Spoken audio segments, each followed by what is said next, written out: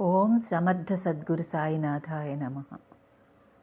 Swami Vivekananda part 1, 23వ అధ్యాయం, తొలినాళ్ళు. సర్వమత మహాసభలో పాల్గొనడానికి ఒక వ్యక్తిని పంపుతున్నాను. విద్యాధికులైన మన ఆచార్యులందరినీ ఏకం చేసినా వారంతా ఈయన జ్ఞానానికి సాటిరారు. ప్రొఫెసర్ హెన్రీ రైట్ పరిచయపత్రంలో. 2 నెలలు, దాదాపు 13,000 కిలోమీటర్ల దూరం. అపరిచిత ప్రదేశానికి ఒక యువ సన్యాసి ఒంటరి పయనం. ఎన్నో ఆటంకాల మధ్య ఒంటరి ప్రయాణం.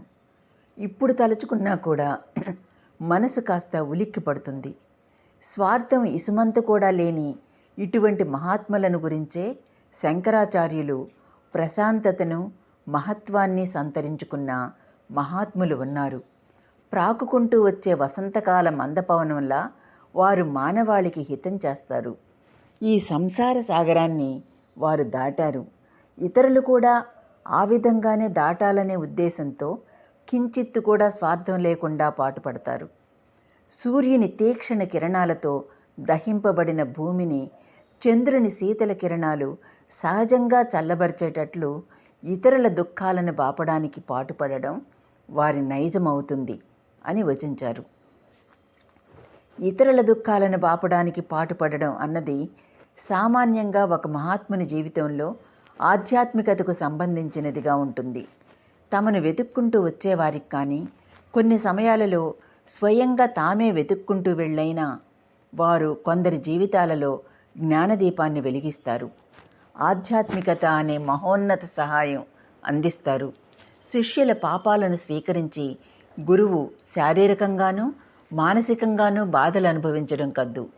అయినప్పటికీ ఆ బాధలను స్వీకరించి శిష్యులను పురోగతి పథంలో పయనింపు చేస్తారు ఆ కరుణా సింధువులు. స్వామీజీ విషయంలో ఆయన ఇంతకన్నా అనేక మెట్లు కింది నుండి పాటుపడవలసి వచ్చింది.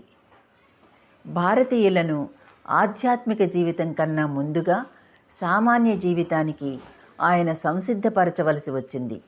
దేవతలవ్వండి, ఇతరులను దేవతలుగా మార్చండి అన్నది వారి తారక మంత్రమైనా దీనిని అంగీకరించి ఆచరణలో పెట్టగల స్థితిలో భారతీయులు లేరని ఆయన గ్రహించకపోలేదు. ఆంగ్లేయుని పాదాల కింద నలిగి తన సంస్కృతిని, నాగరికతను విస్మరించి కేవలం బానిసగా జీవిస్తున్న అతడు దేవత అవడం ఎలా సాధ్యం? కనుకనే మనుషులను రూపొందించండి, అందునిమిత్తం సర్వత్రా విద్యావ్యాప్తి గావించండి అన్నారు స్వామీజీ. పశుప్రాయులుగా జీవిస్తున్న వారిని మానవ స్థాయికి ఎదగజేయడమే స్వామీజీ ఆదర్శాలలో ఒకటి. అప్పటి భారతీయునికి అవసరమైనది ఆధ్యాత్మిక ఆహారం కాదు, కనీసం సగం కడుపు నిండే ఆహారమే అన్నది ఆయన చక్కగా అవగతం చేసుకున్నారు. కనుక అతడికి ముందుగా కడుపు నిండా ఆహారం అవసరం, అందుకు డబ్బు కావాలి, కనుక నిధుల కోసం వెతకాలి అనే నిశ్చయానికి వచ్చారు స్వామీజీ. సాధారణమైన మహాత్ములు డబ్బును, కోర్కెలను త్యజించి భగవంతుణ్ణి వెతకండి అని చెప్పే స్థితిలో ఉంటారు. కానీ స్వామీజీ మాత్రం డబ్బు కోసం వెతకండి, చక్కని జీవితం గడపండి, తదనంతరమే దాని పర్యవసానంగా ఆధ్యాత్మిక జీవితం వికసిస్తుంది అని చెప్పవలసిన స్థితిలో ఉన్నారు. ధనాన్ని త్యజించిన ఆ యతిరాజు భారతీయుల కోసం నిధులను అన్వేషించారు. సుదూరంలోని ఈ దేశానికి అందునిమిత్తమే ఆయన వచ్చారు. యాతనలు, ఆటంకాలు, దుఃఖాలు, ద్రోహాలు,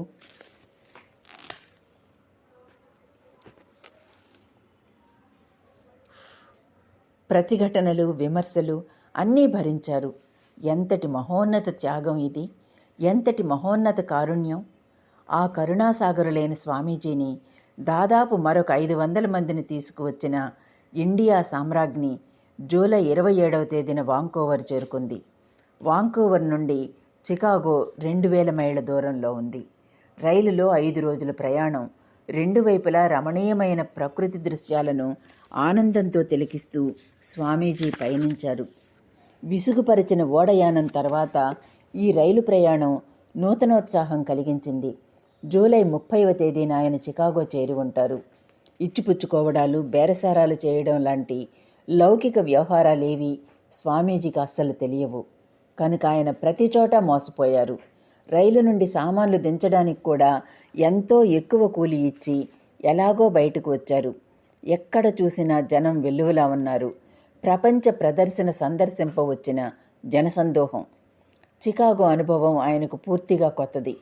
రైలు నిలయంలో దిగిన ఆయన ఒక క్షణం సందిగ్ధావస్థలో పడ్డారు. ఎక్కడకు పోవాలో తెలియదు. దోవతి తలపాగాతో ఉన్న ఆయన వేషధారణ ఈ పరాయి దేశంలో వింతగా కనిపించింది. పిల్లలు ఏదో వింత మనిషిని చూస్తున్నట్లు గోల చేస్తూ ఆయన వెంటబడ్డారు. తక్కిన వారు కూడా ఆయనను ఏదో వింత చూస్తున్నట్లుగా చూశారే తప్ప ఎవరూ ఆయనకు సహాయం చేయడానికి ముందుకు రాలేదు. మైత్రి, ప్రేమ లాంటివి చూపించి స్నేహహస్తాలు చాపి ఆయనను ఆదరించడానికి ఆ పరాయి దేశంలో ఎవ్వరూ ఉన్నట్లు తెలియలేదు. స్వామీజీకి ఏం చేయాలో పాలుపోలేదు. చివరికి ఒక హోటల్లో బస చేయడానికి నిశ్చయించుకున్నారు. అందుకోసం ఒక హోటల్ ఏజెంటును కలుసుకున్నారు. తమ హోటల్ అతి శ్రేష్టమైనదని అతడు చెప్పాడు. అంతా అగమ్యగోచరంగా కానవచ్చే ఆ నూతన ప్రపంచంలో మంచి హోటల్లోనే బస చేయగోరి స్వామీజీ అతడితో వెళ్ళారు. తన పెట్టెలను మోటాముల్లెలను గదిలో పడేసి అమ్మయ్యా అనుకుని స్థిమితంగా కూర్చున్నారు. అన్ని సమస్యలను కలతలను పక్కకు నెట్టివేసి మనసును ప్రశాంతమయం చేయడానికి ప్రయత్నించారు. మర్నాడు ప్రపంచ ప్రదర్శనను తిలకించడానికి వెళ్ళారు. అక్కడ ఆయన చూసినవన్నీ వినూత్నమైనవి, కృంగొత్తవిగా కనిపించాయి. వరుసగా 12 రోజులు వెళ్ళి యంత్రాలు, కళాత్మక వస్తువులు, వైజ్ఞానిక అద్భుతాలు వంటి అనేక విభాగాలను పరికించారు. నీటి ఆవిరి, విద్యుత్ శక్తి తోడ్పాటుతో పనిచేసే యంత్రాలను స్వామీజీ ప్రప్రథమంగా అక్కడే చూశారు. మానవ మేధస్సు ఆవిష్కరించిన అద్భుతాలన్నింటినీ చూసి ఆయన ఆశ్చర్యచకితులయ్యారు. ఏం చూసినా ఏం విన్నా స్వామీజీ మనసు ఏదో ఆందోళన చెందుతూనే ఉందని చెప్పాలి. వేల మంది జనసమూహంలో స్వామీజీ ఏకాకిగా ఉన్నారు. పరిచయస్తుడో స్నేహితుడో అని చెప్పుకోవడానికి అక్కడ నా అన్నవారెవరూ లేరు. స్నేహితునిగా సహాయం చేయకపోయినప్పటికీ ఆయనను చిన్నబుచ్చకుండా ఉండి ఉండవచ్చు కదా. కానీ జరిగింది అదే. ఒకరోజు స్వామీజీ ప్రదర్శనను తిలకిస్తూ వెళుతున్నారు. హఠాత్తుగా ఎవరో వెనుక నుండి ఆయన తలపాగా పట్టుకొని లాగారు. స్వామీజీ వెనక్కు తిరిగి చూశారు. ఆ వ్యక్తి చక్కని దుస్తులు ధరించి దర్జాగా కనిపించాడు. నా తలపాగాని ఎందుకు లాగారు అని స్వచ్ఛమైన ఆంగ్లంలో స్వామీజీ ప్రశ్నించేసరికి ఆ వ్యక్తి ఆశ్చర్యచకితుడైనాడు. సిగ్గుతో వెళ్ళిపోయాడు. మరొకసారి ఒక వ్యక్తి స్వామీజీ వెనుకగా వచ్చి ఆయనను పట్టుకొని నెట్టాడు. కాస్త కోపంతో ఎందుకిలా చేశావని స్వామీజీ ఆ వ్యక్తిని నిలదీసి అడిగినప్పుడు అతడు క్షమాపణ చెప్పే ధోరణిలో మీరెందుకు ఇలా విడ్డూరంగా దుస్తులు ధరించారు అందుకే అన్నాడు. ఇటువంటి సంఘటనలు చాలా జరిగాయి. గొప్ప నాగరికులమని చాటుకునే మీ దేశంలోనే ఒకసారి నేను ఒక హిందువు అయినందున కూర్చోడానికి నాకు కుర్చీ కూడా ఇవ్వలేదు అని స్వామీజీ వ్రాసారంటే ఆయన భరించిన అవమానాలు ఎన్నెన్నో. కొన్ని రోజుల తర్వాత బోస్టన్లో ఒకసారి ఆయన ప్రాణాలు కాపాడుకోవడానికి పరుగెత్తవలసి వచ్చింది. ఒకరోజు ఒక వీధి గుండా నడిచిపోతున్నప్పుడు హఠాత్తుగా ఆయన భుజానికి ఏదో గట్టిగా తగిలింది. వెనక్కు తిరిగి చూసేసరికి పురుషులు, బాలురతో కూడుకున్న ఒక గుంపు ఆయనపై దాడి చేయడానికి వస్తోంది. ఎలాగో వీధి మలుపులోని ఒక చీకటి ప్రాంతానికి పరుగుదీసి వారి దాడి నుండి స్వామీజీ తప్పించుకున్నారు. క్రమంగా స్వామీజీ పత్రికల దృష్టిలోకి వచ్చారు. ఆయనను ప్రపంచ ప్రదర్శనలో కలుసుకొని, హోటల్లో కలుసుకొని పత్రికలు వ్రాయసాగాయి. కొందరు స్వామీజీ బస చేసిన హోటల్ మేనేజర్ను కలుసుకుని అతడు అందించిన ఏవేవో సమాచారాలను ప్రచురించారు. స్వామీజీ పేరును స్వామి వివేకానంద, స్వామి వివేక్యోనంద, రాజా స్వామి వివేక్యోనంద తదితర రీతుల్లో ప్రచురించి ఒక సహస్రనామాన్ని రూపొందించారు. అన్నింటికి మించి ఆయనను సందిగ్ధ పరిస్థితిలో ఇరికించారు కూడా. దానిని గురించి స్వామీజీ మాటల్లోనే చూద్దాం. కపుర్తలా మహారాజు ఇక్కడ ఉన్నాడు. చికాగోలో కొందరు ఆయనకు బ్రహ్మరథం పడుతున్నారు. నేను ఆయనను ఒకరోజు కలుసుకున్నాను. కానీ ఆయన మహారాజు. నాలాంటి బుక్కా ఫకీర్తో మాట్లాడతాడా? ఒక వెర్రి మహారాష్ట్ర బ్రాహ్మణుడు ధోవతి కట్టుకొని గోటితో గీచిన బొమ్మలను సంతలో అమ్ముతున్నాడు. ఇతడు ఆ రాజుకు వ్యతిరేకంగా అనేక కట్టుకథలను పత్రికా విలేకరులకు చెప్పాడు. ఈ రాజా నిమ్న కులస్థుడని, ఈ రాజులందరూ కేవలం బానిసలని, సర్వసాధారణంగా వీరు నీతిబాహ్యమైన జీవితాలు గడుపుతారని, మరి ఇటువంటివే ఏవేవో ఏకరువు పెట్టాడు. నిజాయితీ పరులైన ఈ అమెరికా పత్రికా విలేకరులు అతడు చెప్పిన కాకమ్మ కథలకు కొంత ప్రాధాన్యమిచ్చి, ఆ అవాకులు చవాకులు నేను చెప్పానని నన్ను ఆకాశానికి ఎత్తుతూ మర్నాడే తమ పత్రికలలో ఈ భారతదేశం నుండి వచ్చిన మేధావిని గూర్చి ఏమేమో సవిస్తరంగా ప్రచురించారు. ఆ మహారాష్ట్ర బ్రాహ్మణుడు కపుర్తల రాజును గూర్చి చెప్పిందంతా నాకు ఆపాదిస్తారని నేను కలలో కూడా ఊహించలేదు. ఇది మంచికే జరిగిందా అన్నట్లు దానితో చికాగో సంఘం తక్షణమే ఆ రాజాను బహిష్కరించింది. ఈ వార్తాపత్రికా సంపాదకులు నా దేశీయుణ్ణి బహిష్కరించడంలో నన్నే ఎక్కువగా ఉపయోగించుకున్నారు. ఏది ఏమైనా ఈ దేశంలో ధనవైభవం కన్నా, బిరుదుల కన్నా మేధస్సుకే ఎక్కువ గౌరవం ఉందని ఈ విషయం వ్యక్తం చేస్తున్నది. ఇవన్నీ ఒక వంక. కానీ స్వామీజీ డబ్బు సమస్యనే ముఖ్యంగా ఎదుర్కొనవలసి వచ్చింది. ప్రయాణ ఖర్చులకు ఉంటే చాలు, అమెరికాకు వెళ్ళిపోవచ్చు, అక్కడికి వెళ్ళాక ఎలాగైనా సంభాళించుకోవచ్చునని ఆయన చెన్నై శిష్యులు భావించారు. ఈ ఎలాగైనా అంటే భారతదేశంలోలా దక్షిణ, చంద ఇవేవీ లేకపోతే భిక్ష లాంటి వాటితో రోజులు గడపవచ్చు అని అర్థం. కానీ అమెరికాలో ఇవేవీ కుదరవని వారు తలంచలేదు. భిక్షమెత్తడం అమెరికాలో చట్ట ప్రకారం నేరం. ఇక సన్యాసిగా పర్యటిస్తూ జీవించడం ఊహాతీతమైనది. చెన్నై మిత్రులలో ఒకరైన వరదరావు చికాగోలోని తన అమెరికా మిత్రునికి స్వామీజీ గురించి వ్రాసి ఉన్నాడు. అతడి కుటుంబ సభ్యులు స్వామీజీని ఎంతో ఆదరించారు. వారి పరిచయం ఒక ఎడారిలో నీటి చలమల స్వామీజీకి లభించింది. చివరిదాకా స్వామీజీ వారిని మర్చిపోలేదు. అయినప్పటికీ ధనలేమితో అమెరికాలో జీవించడం అంత సులభం కాదు. వస్తువుల ధరలు విపరీతం. దేనిని తాకినా బోలెడంత ఖరీదు చెబుతున్నారు. దానితో పాటు స్వామీజీకి అమెరికా డాలర్ విలువ గురించి అంతగా తెలియనందున వెళ్ళిన ప్రతి చోట ఎంతో కొంత మోసానికి గురయ్యారు. చేతనున్న డబ్బు శరవేగంతో కరిగిపోసాగింది. డబ్బు ఇబ్బందిని ఎలా సంభాళించాలోనని ఆలోచిస్తున్న స్వామీజీకి పిడుగులాంటి మరొక వార్త అందింది. సర్వమత మహాసభ సెప్టెంబర్ నెలకు వాయిదా పడ్డది. దాంతో ఇంకా ఒక నెల ఆయన చికాగోలో గడపవలసిన అగత్యం ఏర్పడింది. అందుకు కావలసిన పైకం ఆయన వద్ద లేకపోవడం అనే సమస్య ఒకవైపు ఉండగా, అట్లే సెప్టెంబర్ దాకా ఏదో రకంగా గడిపినప్పటికీ సర్వమత మహాసభలో ఒక ప్రతినిధిగా ఆయన పాల్గొనగలుగుతారా అనే ప్రశ్న ఉత్పన్నమైంది. సముచితమైన పరిచయ పత్రం లేకుండా ఎవరినీ అనుమతించకూడదని కార్యకర్తలు చేతులు ముడుచుకున్నారు. ఇవన్నీ జరుగుతున్నవి అనేక వేల మైళ్ల దూరంలోని ఒక అపరిచిత దేశంలో ఏకాకిగా చేత చిల్లిగవ్వలేని ఒక 30 ఏళ్ల యువకునికి. కానీ ఆ యువకునికి భగవంతుని పట్ల ఎనలేని నమ్మకం ఉంది, ఆత్మవిశ్వాసం ఉంది. తానొక మహత్కార్య సాధనకై జన్మించిన వ్యక్తిననే నమ్మకం ఉంది. అందుకోసం తనకు భగవంతుడు ఆదేశానుగ్రహం ప్రసాదించాడనే నమ్మకమూ ఉంది. ఆయన నిస్పృహ చెందలేదు. అయినప్పటికీ ఈ మేరకు దూరాలోచన లేకుండా వచ్చేశానే అని స్వామీజీకి తన మీద, తనను పంపించిన వారి మీద అనుతాపం కలగకపోలేదు. ఇంతకు ఆయనను పంపిన వారిలో మున్షీ జగ్మోహన్ లాల్, ఖేత్రి మహారాజు లాంటి లోకానుభవం గల పలువురు ఉండనే ఉన్నారు. పరిచయపత్రం అవసరమని ఎవ్వరూ ఆలోచించకపోవడం శోచనీయం.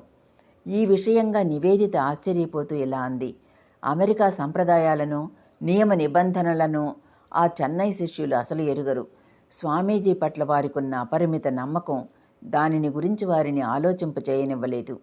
స్వామీజీ వెళితే చాలు, అన్ని తలుపులు వారి కోసం వాటంతట అవే తెరుచుకుంటాయి, అన్ని అవకాశాలు ఆయనను వెతుక్కుంటూ వస్తాయని వారి దృఢ నమ్మకం. శిష్యుల కన్నా 1000 రెట్లు నిష్కళంక హృదయులు స్వామీజీ. తమకు భగవంతుని ఆదేశానుగ్రహం ఉంది కనుక ఎలాంటి ఆటంకాలు దారిలో వాటిల్లవని ఆయన కూడా దృఢంగా నమ్మారు.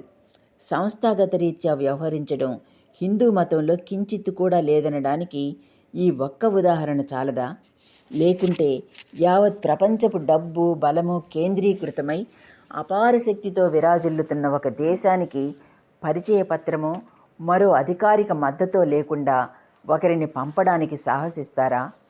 సర్వమత మహాసభలో ఒక ప్రతినిధిగా పాల్గొనడం ప్రశ్నార్థకమైనప్పుడు ఒక ప్రేక్షకునిగా అందులో పాల్గొనాలన్నా స్వామీజీ ఇంకా నెల రోజులు చికాగోలో ఉండి తీరాలి. కానీ చేతనున్న పైకం కరిగిపోతున్న వేగం చూస్తూ ఉంటే అది సాధ్యం కాదని తోచింది. గత్యంతరం ఏమిటని దీర్ఘంగా ఆలోచించిన స్వామీజీకి సాంత్వనపరిచే రీతిలో బోస్టన్ గురించి వార్త వచ్చింది. బోస్టన్ చికాగో నుండి 985 మైళ్ళ దూరంలో ఉంది. చికాగో కన్నా అక్కడ ఖర్చులు తక్కువ కనుక అక్కడికి వెళ్ళాలని ఆయన నిశ్చయించుకున్నారు. 12 రోజులు చికాగోలో గడిపిన తర్వాత స్వామీజీ రైల్లో బోస్టన్కు బయలుదేరారు. భగవంతుడనే మహోన్నత శక్తిని విశ్వసించి కేవలం ఆయన అనుగ్రహంపై ఆధారపడి జీవించేవారు ఎలాంటి పరిస్థితుల్లోనూ పరిత్యజింపబడలేదు. కానీ ఆ అనుగ్రహం ఎలా పనిచేస్తుందో, ఏ మార్గంలో మనలను కాపాడుతుందో భగవంతునికే ఎరుక. భగవంతుని లీలలు అద్భుతమైనవి. మామూలు మనిషి జీవితంలో ఇది నిజమైతే, భగవంతుని ఆదేశానుగ్రహంతో పనిచేసే స్వామీజీ లాంటి అనుగ్రహ పాత్రల జీవితంలో అది ముమ్మాటికి నిజమే. అట్లే జరిగింది కూడా. సర్వత్రా గాఢాంధకారం ఆవరించిన గదిలో తల్లడిల్లే వ్యక్తికి ఎక్కడి నుండో వస్తున్న సన్నని ఒక కాంతి కిరణం ఇచ్చే నమ్మకము, సాంత్వన మాదిరి స్వామీజీ మీద కూడా రైలు ప్రయాణంలో విశ్వాస కిరణం ఒకటి ప్రసరించింది. ఆ రైలులో స్వామీజీతో పాటు పయనం చేసిన వ్యక్తి మిస్ క్యాథరిన్ ఆబర్ట్ శాన్బాన్. క్లుప్తంగా కేటే శాన్బాన్గా పేర్కొనబడే ఆ 54 ఏళ్ల మహిళ స్వామీజీ పట్ల అమితంగా ఆకర్షితురాలైంది. దాంతో ఆయనను సమీపించి సంభాషించసాగింది. హిందూ మత ప్రతినిధిగా సర్వమత మహాసభలో పాల్గొనడానికి వచ్చిన హైందవ సన్యాసి ఆయనే అని, ఆయన ప్రస్తుత పరిస్థితి తెలుసుకున్న క్యాథరిన్ తన ఇంట్లో అతిథిగా బస చేయమని స్వామీజీని ఆహ్వానించింది. దానిని సాక్షాత్తు జగజ్జనని ఆహ్వానంగానే స్వీకరించారు స్వామీజీ. బోస్టన్కు సమీపంలోని ఒక గ్రామం మెట్కాఫ్. అక్కడ క్యాథరిన్కు ఒక ఉద్యాన గృహము, పొలాలు ఉన్నాయి. తన ఇంటికి ఆమె బ్రీజీ మెడోస్ అని పేరు పెట్టుకుంది. ఇంటి మీద ద్రాక్ష తీగలు అల్లుకొని ఉన్నాయి. సమీపంలో ఆంబల్ పుష్పాలు వికసించిన ఒక చిన్న కొలను ఉంది. దాని చుట్టూ దేవదారు వృక్షాలు దట్టంగా పెరిగి ఉన్నాయి. ఆ ప్రకృతి అందాన్ని ద్విగుణీకృతం చేస్తూ పక్కనే మర్మరధ్వనులతో 2 సెలయేళ్లు ప్రవహిస్తున్నాయి. వాటి 2 తీరాల్లోనూ పసుపు చుక్కల గల నీలిరంగు పుష్పాలు కోకొల్లలుగా పూచి ఉన్నాయి. ప్రకృతిని ఆరాధించే అద్వితీయమైన ప్రకృతి సౌందర్యంలో భగవంతుని మహత్వాన్ని గాంచే స్వామీజీకి ఈ ప్రదేశం అమితంగా నచ్చడంలో వింతేమీ లేదు. మహదానందంతో ఆయన అక్కడ బస చేశారు. జగజ్జనని అనుగ్రహించే స్వామీజీకి మార్గదర్శకత్వంలో ఒక వారధిగా అమరిన క్యాథరిన్ ఒక సుప్రసిద్ధ మహిళ. ఆమె ఒక ప్రాసంగికురాలు. ఆమె అతి దగ్గరి బంధువైన ఫ్రాంక్లిన్ బెంజమిన్ శాన్బాన్ ఒక గొప్ప చింతనాశీలుడు, అనేక గ్రంథాల రచయిత, సమాజ సేవకుడు, తత్వశాస్త్రం పట్ల చక్కని అభిరుచి గల వ్యక్తి. సమాజంలో పేరు ప్రతిష్టలున్న క్యాథరిన్ తారసపడడం ఆ సంక్లిష్ట పరిస్థితిలో స్వామీజీకి ఒక అనుకోని మేలుగా పరిణమించింది. క్యాథరిన్ మూలంగా ఆయన పలువురు ప్రఖ్యాత వ్యక్తులను కలుసుకోగల ఆస్కారం లభించింది. ఆ రకంగా ఆయన కలుసుకున్న వ్యక్తులలో ఒకరే జాన్ హెన్రీ రైట్. సర్వమత మహాసభలో స్వామీజీ పాల్గొనడంలో ఈయన కీలక పాత్ర వహించారు కనుక సర్వమత మహాసభ సమావేశమయ్యే చికాగో నుండి దూరంగా వెళ్ళిపోయినట్లుగా అనిపించినప్పటికీ నిజానికి అందులో పాల్గొనడానికి సానుకూల పరిస్థితికి సమీపంలోనే జగజ్జనని ఆయనను తోడ్కొని వెళ్ళిందని చెప్పవచ్చు. స్వామీజీ మెట్కాఫ్లో బస చేసినప్పుడు అమెరికాలో వేసవికాలం. ఈ రోజుల్లో జనం సామాన్యంగా పట్టణాల నుండి సముద్ర తీరాలకు, శీతల ప్రదేశాలకు పోవడం రివాజు. వేసవి ముగిసి శీతాకాలం ప్రారంభమయ్యేటప్పుడు తిరిగి వస్తారు కనుక ఈ రోజుల్లో ఎవరిని కలుసుకోవడమో, తరగతులు నడపడమో, ప్రసంగాలు ఇవ్వడమో సాధ్యం కాదు. స్వామీజీకి సంబంధించినంత వరకు ఈ రోజులు బాగా ఉపయుక్తంగానే గడిచాయి. సర్వమత మహాసభలో పాల్గొనడానికి సంసిద్ధమయ్యే రోజులుగా వాటిని ఆయన పరిగణించారు. ఒకరోజు సమీపంలో ఉన్న స్త్రీల చెరసాల సంరక్షకురాలైన మిసెస్ జాన్సన్ స్వామీజీని కలుసుకోవడానికి వచ్చింది. ఆ చెరసాలను సందర్శించడానికి ఆమె స్వామీజీని ఆహ్వానించింది. అట్లే స్వామీజీ దానిని సందర్శించి వచ్చారు. ఇక్కడ దానిని చెరసాల అని పేర్కొనరు, సంస్కరణాలయం అంటారు. నేను అమెరికాలో చూసిన వాటన్నింటిలో అది అత్యుత్తమమైనది.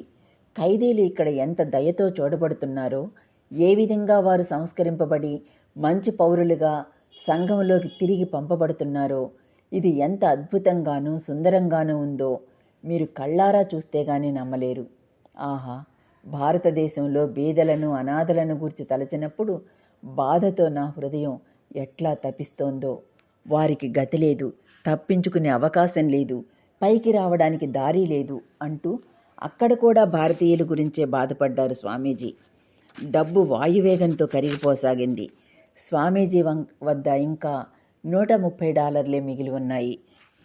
డబ్బు సమస్య ఒక వంక, సర్వమత మహాసభలో పాల్గొనగలనా అనే సందిగ్ధం మరో వంక, ముందు వెనుకలు తెలియని లోకం ఒకవైపు. స్వామీజీ పరిస్థితిని మనం కొంత ఊహించుకోవచ్చు. ఇక్కడకు రావడానికి ముందు మనోహరంగా కనిపించిన కలలన్నీ కరిగిపోయి అసాధ్యమైన వాటిని ఎదుర్కొనవలసి ఉన్నాయి. ఈ దేశాన్ని వదిలివేసి తిరిగి అక్కడికి రావాలని ఎన్నోసార్లు నాకు తలంపు కలిగింది. కానీ దృఢ సంకల్పుడనై ఉన్నాను. నాకు భగవద్ ఆదేశం ఉంది. నాకు అన్య మార్గమేదీ కనిపించడం లేదు. ఆయన దివ్యనేత్రాలే నన్ను కనిపెట్టి ఉన్నాయి అని కలత చెంది స్వామీజీ వ్రాశారు. వ్రాయడం మాత్రమే కాదు, పస్తులుంటున్నాను, డబ్బంతా కరిగిపోయింది, అక్కడికి తిరిగి రావడానికైనా పైకం పంపించు అని అలసింగకు తంతి పంపారు. తిరిగి భారతదేశం చేరడానికి కూడా చేత డబ్బు లేకుండా పోతుందేమోనని స్వామీజీ కలత చెందారు. కలత గందరగోళాలతో అర్ధమృతప్రాయునిగా నేల మీద పడుకున్నారు. ఆయన వ్రాసినట్లే అప్పుడు భగవంతుని దృక్కులు ఆయన మీద ప్రసరించాయి. ఆయన వరదాభయ హస్తాలను స్వామీజీ వైపు సాచారు. హఠాత్తుగా శ్రీరామకృష్ణులు అక్కడ ప్రత్యక్షమైనారు. స్వామీజీ వద్దకొచ్చి ఆయనను తాకి, ఏమిటిది?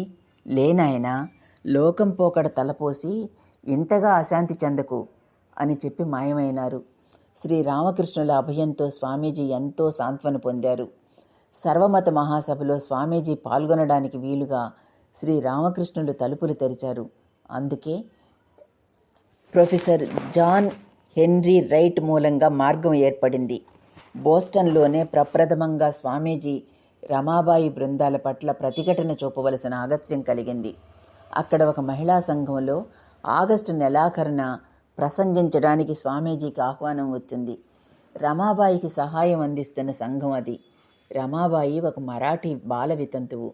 తన 22వ ఏట ఒక బెంగాలీని వివాహం చేసుకుని 2 ఏళ్లలో మళ్లీ వితంతువయింది.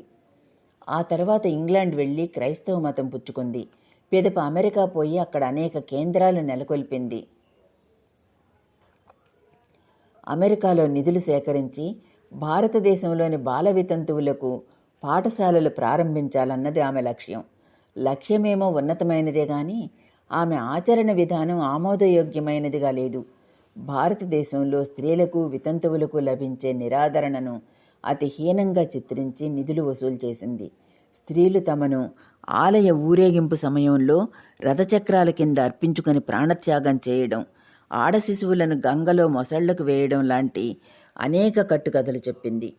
ఆమెకు నిధులు లభించడం అన్నది పక్కకు పెడితే క్రైస్తవ మిషనరీలు ఈ కట్టుకథలను హిందూ మత వ్యతిరేక ప్రచారానికి చక్కగా ఉపయోగించుకున్నారు. స్వామీజీ తమ ఉపన్యాసాలలో రమాబాయి కట్టుకథలను చిన్నాభిన్నం చేశారు.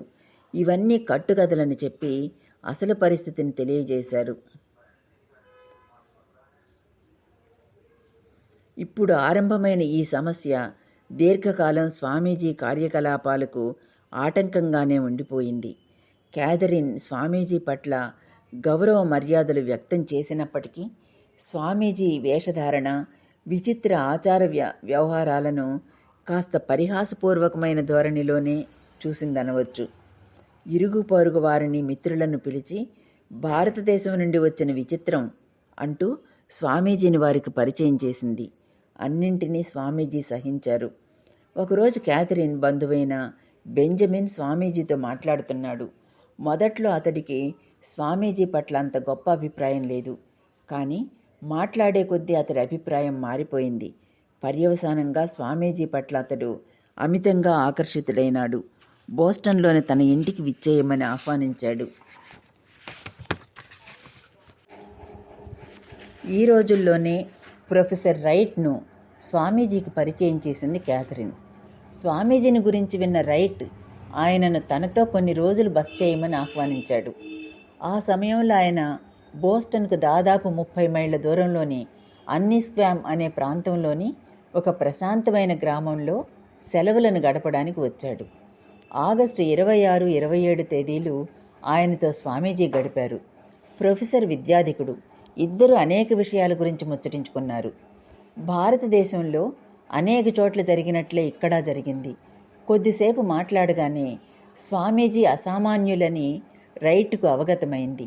సర్వమత మహాసభలో పాల్గొనడానికి వీలుండదేమోనని కలత చెందిన స్వామీజీతో, హిందూ మత ప్రతినిధిగా మీరు పాల్గొనే తీరాలి.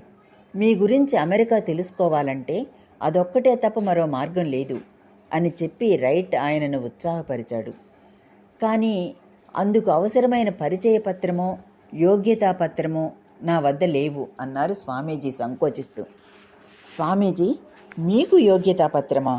సూర్యుడు ప్రకాశించడానికి యోగ్యతాపత్రం అడిగినట్లుగా ఉందిది అన్నాడు రైట్. రైట్ అక్కడితో ఆగిపోకుండా స్వామీజీని ఎలాగైనా సర్వమత మహాసభలో ఒక ప్రతినిధిగా పాల్గొనేటట్లు చేసి తీరాలని నిశ్చయించుకున్నాడు. స్వామీజీ, మీరు పాల్గొనడానికి నా శక్తి వంచన లేకుండా తోడ్పడతాను అని స్వామీజీకి వాగ్దానం చేశాడు కూడా. స్వామీజీ కళ్ళల్లో నమ్మకమనే మెరుపు మెరిసింది. మహాసభలో పాల్గొనబోయే ప్రతినిధులను ఎంపిక చేసే సంఘానికి అధ్యక్షుడైన డాక్టర్ బారోస్కు ఒక ఉత్తరం రాశాడు.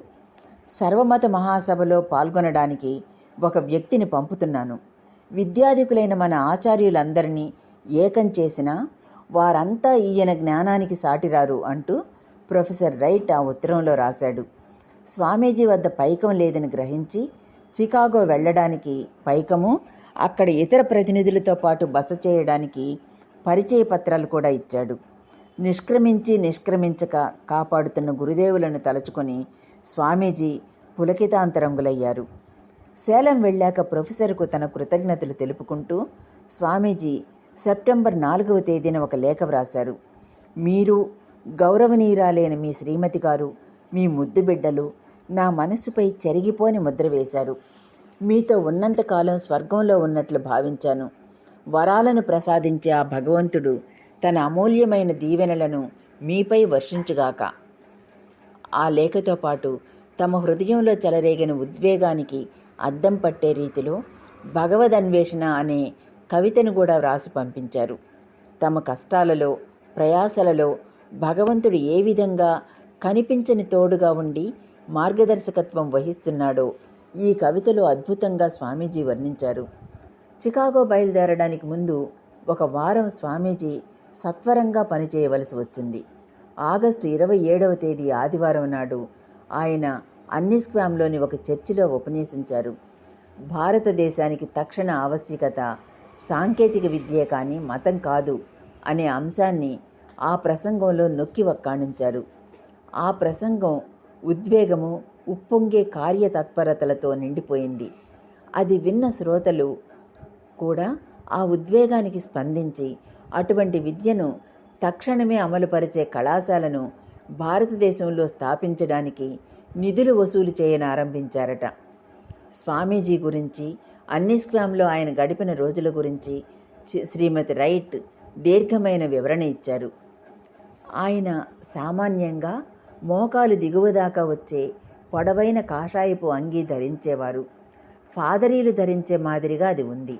పొడవైన, మందమైన, ఒక కాషాయ వస్త్రాన్ని నడుముకు బిగించుకునేవారు. కాళ్లను కాస్త ఈడుస్తూ నడుస్తున్నట్లుగా కనిపించినా ఆయన నడకలో ఒక ప్రత్యేక టీవీ ఉంది. పైకెత్తిన తల, తిన్నని మెడ, సునిశిత దృక్కులు ఆయనకు ఒక అధికారిక వైఖరిని కల్పించాయి. అంతేకాదు, ఆయనను దాటుకుంటూ వెళ్లే ప్రతి ఒక్కరూ ఒక క్షణం ఆగి ఆయనను చూడకుండా ఉండలేకపోయారంటే అతిశయోక్తి కాదు. ఆయన మెల్లగా నడుస్తారు. ఆయనలో తొందరో వేగమో కనిపించదు. ఆయన విశాల నేత్రాలు కొన్ని సమయాలలో నిప్పులు వర్షిస్తాయి. ప్రశాంతంగా కూర్చుని ఉన్న ఆయన కొన్ని సమయాలలో తలపైకెత్తి దృష్టిని పైకప్పుకేసి తిప్పి శివశివ అనడం కద్దు. ఆయన ఉద్వేగం అగ్నిపర్వతపు లావాలా వ్యాపించి అక్కడున్న అందరినీ మార్చివేసేదిగా ఉండేది. ఒకసారి ఆయనతో ఒక వ్యక్తి క్రైస్తవ మతమే అందరినీ రక్షిస్తుంది అని చెప్పినప్పుడు స్వామీజీ తమ విశాల నేత్రాలను అతడి వైపుగా తిప్పి, అలా అయితే అది ఎందుకు ఇథియోపియా ప్రజలను, అబిసినియా ప్రజలను రక్షించలేదు అని టక్కున అడిగారు. అంతేకాదు, అదే ఉద్వేగంతో అలా రక్షిస్తుందని భరోసా ఇస్తున్న పాశ్చాత్య దేశాల వైఖరిని తీవ్రంగా ఖండించారు. ఆ దేశాలలో జరిగే నేరాలు, స్త్రీల పరిస్థితి, సమాజంలో నెలకొన్న అవినీతి, మద్యం ప్రభావం, దొంగతనాలు, రాజకీయ కుట్రలు, హత్యలు ఇత్యాదుల జాబితా వల్లించారు. ఆయన మాటల్లో అందరూ మైమరిచిపోయారు. స్త్రీల కళ్ళు మెరిశాయి, చెక్కిళ్ళు ఉద్వేగంతో ఎర్రబారాయి. చిన్నపిల్లలు సైతం ఆయన తమతో చెప్పింది జ్ఞాపకముంచుకుని అదే మాట్లాడారు. చిత్రకారులు తదేకంగా చూస్తూ ఆయన చిత్రాన్ని గీయనారంభించారు. ఈ లోకంలో సత్యం అంటూ ఏదైనా ఉంది అంటే అది ఆధ్యాత్మిక జీవితం మాత్రమే అంటూ గడపడానికి ఆయన శిక్షణ పొందినట్లుగా అనిపించింది. భగవంతుని పట్ల ప్రేమ, మనిషి పట్ల ప్రేమ, ఇవే సత్యమని ఆయన నమ్మకం. ఈ విధంగా సాగుతుంది శ్రీమతి రైట్ దీర్ఘ వివరణ. డబ్బు విషయంలో స్వామీజీ అనాసక్తతను గురించి ఆమె ప్రత్యేకంగా ఇలా వ్యాఖ్యానించింది. ఎవరైనా స్వామీజీకి డబ్బు ఇవ్వడానికి ప్రయత్నించినప్పుడు వారు తమకేదో కీడు తలపెట్టినట్లు వేయగలిగేవారు. ఆహా, సరిపడినంత కష్టాలను నేను అనుభవించాను. వాటిలో నన్ను ఎక్కువగా పరీక్షించింది ఏదో తెలుసా? డబ్బును పదిలపరచడమే అంటూ పిల్లవాడిలా ఆయన చెప్పేవారు. డబ్బు లేకుండా ఏమీ చేయలేం అనే స్థితిలో కూడా ఆయన డబ్బును తిరస్కరించడం మేము నమ్మలేకపోయాం. డబ్బు పట్ల ఒక వ్యక్తి ఇంత అనాసక్తతతో ఉండగలరా అనే ఆలోచన ఆయన వెళ్ళిపోయిన చాలా రోజుల దాకా మా మనస్సుల్లో పాదుకుపోయింది. అనేక చోట్ల నుండి స్వామీజీకి ఆహ్వానాలు రాసాగాయి. వాటిని పురస్కరించుకుని స్వామీజీ సేలం, మసాచుసెట్స్ లాంటి చోట్లకు వెళ్ళి ఉపన్యాసాలు చేశారు. మసాచుసెట్స్లో మిసెస్ వుడ్స్ అనే మహిళామణి ఇంట్లో స్వామీజీ ఒక వారం బస చేశారు. ఆ సమయంలో ఆయన 2 చర్చిలలో ప్రసంగించారు. మిసెస్ వుడ్స్ ఉద్యానంలో పిల్లల కోసము, యువకుల కోసము ఒకరోజు ప్రసంగించారు. అక్కడి నుండి సెలవు పుచ్చుకొని పోతున్నప్పుడు చేతికర్ర, దుప్పటి, పెట్టెను తమ జ్ఞాపకార్థం అక్కడి విడిచిపెట్టి వెళ్లారు. సేలంలో ఆయన మొదటి ఉపన్యాసం అక్కడి ప్రజలలో భారతదేశం గురించి ఒక నూతన దృక్పథాన్ని జనింపచేసింది. భారతదేశానికి తక్షణ ఆవశ్యకత మతం కాదు, సాంకేతిక విద్యే అనే అంశాన్ని ఆయన నొక్కి వక్కాణించినప్పుడు 2 క్రైస్తవ మిషనరీలు దానిని ఆవేశపూరితులై ప్రతిఘటించారు. ప్రశ్నల వర్షం కురిపించారు. స్వామీజీ కించిత్తు కూడా సహనం కోల్పోకుండా సమాధానాలిచ్చారు. ఈ సంఘటన చిన్నదే అయినప్పటికీ రాబోయే రోజుల ధోరణిని స్వామీజీకి ముందుగానే సూచించిందనే చెప్పాలి. సెప్టెంబర్ 4వ తేదీన సారటోగా స్ప్రింగ్స్ అనే చోట స్వామీజీ 2 రోజులు భారతదేశంలో మహమ్మదీయుల పాలన, భారతదేశంలో వెండి చలామణి అనే అంశాలపై ప్రసంగించారు. ఈ విధంగా చికాగో వెళ్ళడానికి ముందే స్వామీజీ 3 వారాలలో 11 ప్రసంగాలు, సంభాషణలు గావించారు. విభిన్న తరగతులకు చెందిన అమెరికా దేశపు ప్రజలను కూడా కలుసుకున్నారు. రమాబాయి కేంద్రంలో ప్రసంగించారు. చెలిమితో మెలిగిన ఫాదరీలను, ఏహ్యభావంతో మెలిగిన ఫాదరీలను కలుసుకున్నారు. చెరసాలలో ఖైదీలతో మాట్లాడారు. మహిళా మండలిలో మాట్లాడారు. పిల్లలతో మాట్లాడారు. దేశంలోని పలువురు మేధావులను ఆకట్టుకోగలిగారు. ఇవన్నీ ఆయన చికాగో దిగ్విజయానికి నాందిగా అమరినాయి. ప్రశంసలు, వ్యతిరేకతలు ఒకదాని వెంట ఒకటి ఎదురవుతుండగా దాదాపు 3 వారాలు గడిపిన తరువాత స్వామీజీ చికాగోకు తిరిగి వెళ్లారు. ఆసరికే సర్వమత మహాసభలో ఆయనను ప్రతినిధిగా స్వీకరిస్తున్నట్లు అధికారపూర్వకమైన లేఖ సెప్టెంబర్ 2వ తేదీన ఆయనకు అందింది. సర్వమత మహాసభలో పాల్గొనడానికి అవసరమైన పరిచయ పత్రాలు, యోగ్యతా పత్రాలు ఇప్పుడు ఆయన వద్ద ఉన్నాయి. సమధికోత్సాహంతోనూ ప్రగాఢ నమ్మకంతోనూ సర్వమత మహాసభలో పాల్గొనడానికై స్వామీజీ చికాగో బయలుదేరారు. రైలులో వెళుతున్నప్పుడు స్వామీజీ ఒక వర్తకుణ్ణి కలుసుకున్నారు. స్వామీజీ వెళ్ళవలసిన చోటికి దారి చూపి సాయం చేస్తానని అతడు మాట ఇచ్చారు. కానీ చికాగో రైలు నిలయంలో దిగినప్పుడు అతడు అంతా విస్మరించి ఆదరాబాదరాగా వెళ్ళిపోయాడు. పోతే పోయాడులే అనుకుని డాక్టర్ బారోస్ చిరునామా కోసం స్వామీజీ వెతికారు. కానీ అది దొరకలేదు.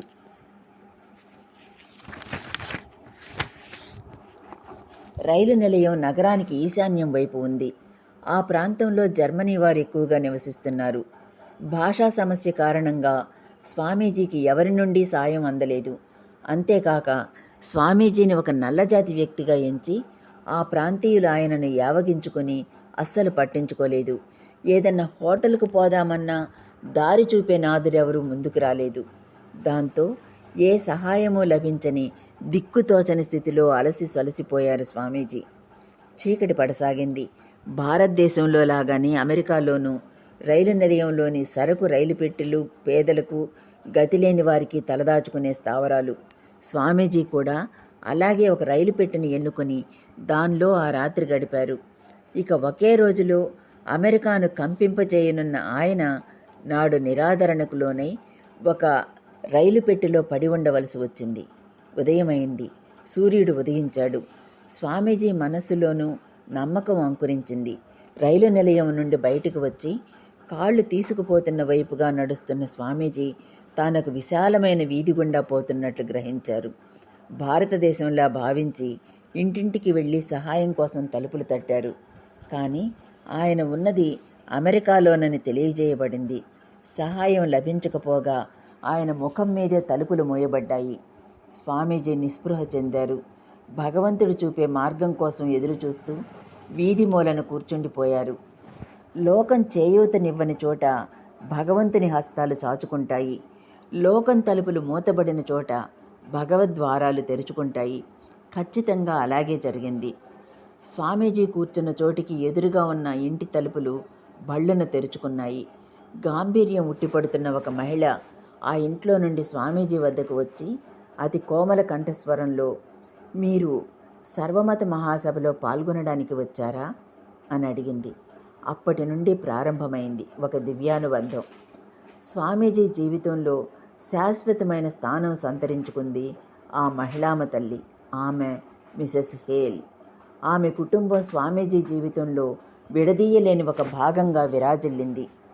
స్వామీజీ పరిస్థితిని గ్రహించిన మిసెస్ హేల్ ఆయనను సాదరంగా తన ఇంట్లోకి తోడ్కొని వెళ్ళింది. ఆమె తోడ్పాటుతో స్వామీజీ సర్వమత మహాసభ కార్యనిర్వాహకులను కలుసుకున్నారు. ఒక ప్రతినిధిగా ఆమోదం పొందారు. రోజులు గడిచాయి. ధ్యానం, ప్రార్థనలతో స్వామీజీ కాలం గడపసాగారు. 23వ అధ్యాయం సమాప్తం. ఓం సాయిరామ్.